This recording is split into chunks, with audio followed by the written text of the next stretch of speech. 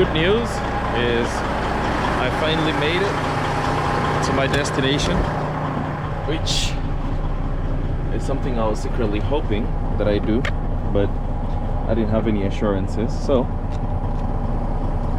right now what I just did is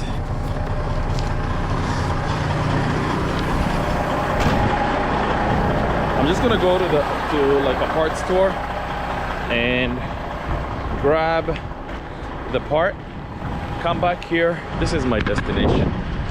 It's a county recycling dump site. I don't know what it is, but I'm just gonna leave the truck right there. And I'm supposed to wait for somebody to come and offload, and since that's gonna take them some time, instead of me just sitting there and worrying about how long they're gonna take, might as well just go get a part, and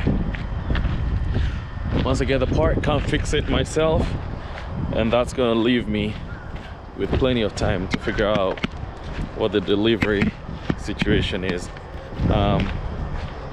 The guy told me here that it's an outside company that does the offloading.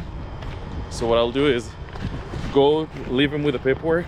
Hopefully they come before I'm back, but just got myself a lift because it was the cheapest option. I put in the address of the parts store, and I also put in the address of this location that I'm at, and that's gonna give me a better rate. Instead of me taking an Uber there and then requesting another one, I might as well just request for both to and fro, and that gives me a better rate. I don't know if that makes sense. So from here to the parts store, and then from the parts store back here, since I'll still need a ride back here. So the only thing that the guy does is just wait for me for a couple minutes, and he's 6 minutes away. So hopefully by the time I get to the gate, the guy will be here. It's quite a distance walk right here. I've never been to such a place. It seems like one of those places that you don't usually come to very often. I've been doing this for a bit over 6 years now, and I've never delivered at such a place. So this is quite a new experience. So I'm just gonna walk all the way to the gate, leave my paperwork with them, just in case the guys come in and nowhere to be found. They'll have the paperwork, and the truck just has a plastic seal, so they'll just have to break that and they can start offloading. And if I come back and they haven't started offloading, then I'll just grab my paperwork and go back. I'm hoping to install the part myself because it only has 4 bolts, and I don't think 4 bolts. I do have a toolbox, and I'm thinking it probably has